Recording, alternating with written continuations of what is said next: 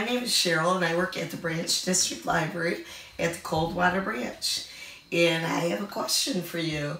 What do these different groups of people have in common? College students, people on maybe a limited budget, latchkey kids, or people who just have had a long day at work and want to come home and eat something good and quick and not fuss about. And my answer is instant ramen. And so today I want to show you some hints, tips about how to make your ramen healthier and also hopefully more delicious. And my apologies go out to any Asian people who might be watching this. And I also encourage you to go online. You can see so many brilliant ideas for ways to fix it up. But what I'm teaching you today is to use the ingredients that you can find at your local supermarket. And I know you can get a lot more gourmet, but I want you to be able to do this, do it quick, do it easy, and with stuff that you can find locally. And so first, I want to talk a little bit about different kinds of ramen. Nothing against these guys. They're both delicious. They're good. If you get lucky, you can get 4 packs for $1. Now, this brand, which is my favorite, named after my hometown in Japan, Sapporo, is really, really good.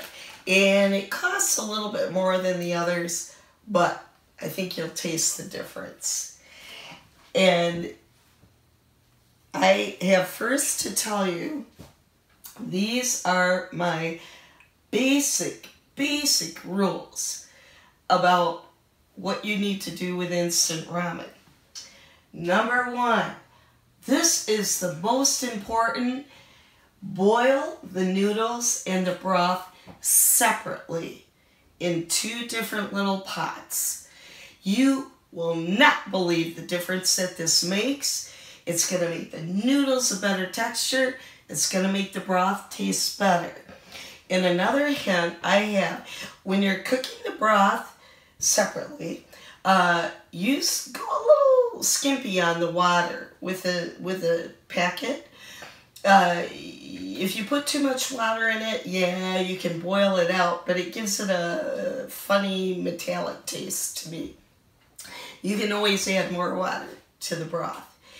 And then do not, number 2, do not overboil the noodles.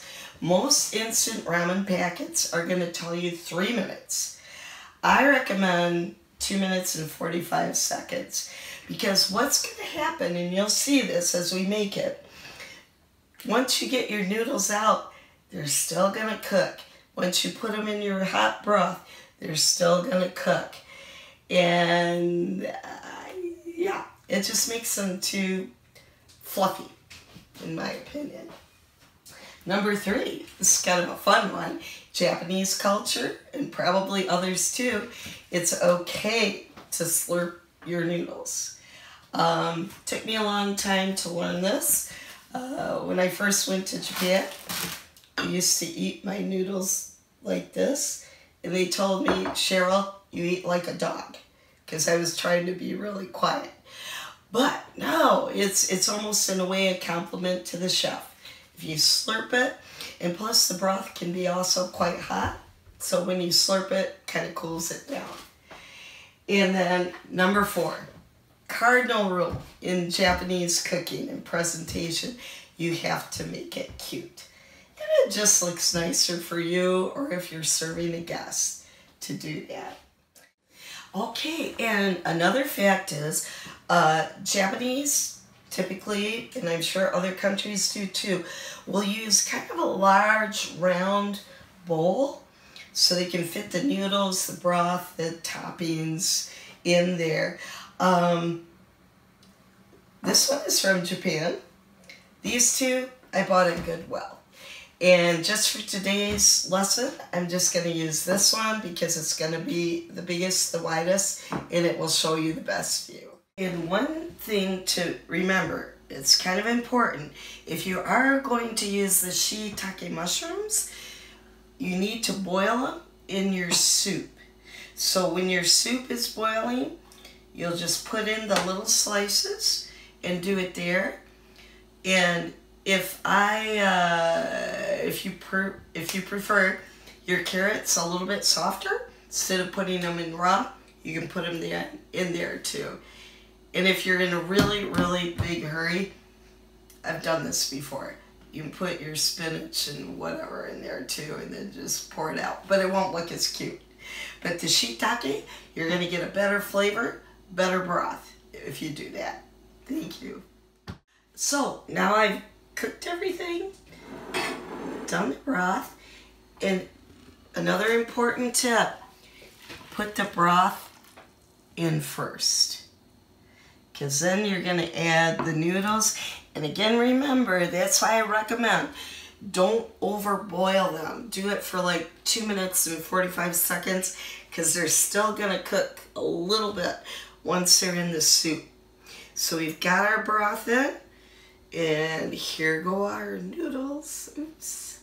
And then here are our ingredients. I'm going to put some of the shiitake, because that'll give them a chance to kind of steam up, make their own broth, and give it a little extra flavor. I'm going to layer the ham, and again, you can use whatever meat you like. We use roast chicken breasts sometimes, so that is not a problem. And then some bean sprouts, and then a little spinach, and some carrots. Not only do they taste good and they're healthy, but they help add some color to it. And then I'll do a little onion. If you hate onion, whatever, or if you like a stronger onion, feel free to use the regular big onion. I just think these look nice as a cute little garnish. And they're a milder flavor than what you're going to get from your yellow or white onion. And then here go our little eggs. And there you go. Here's your pretty little ramen. And if you've seen any of the other programs I've done before, I've showed you how to use chopsticks. It takes a little practice, I'll admit. But basically, all you're doing is using 3 fingers and your thumb. The only finger you have to move is your pointer finger. The thing is, get them aligned, get them straight down, and all you do is like that. And so, here we go. Take a little bite. And in Japanese, we always say, before we eat, itadakimasu. Itadakimasu. And here we go. And oishi. Delicious. Thank you for watching. We'll see you next time. Bye-bye.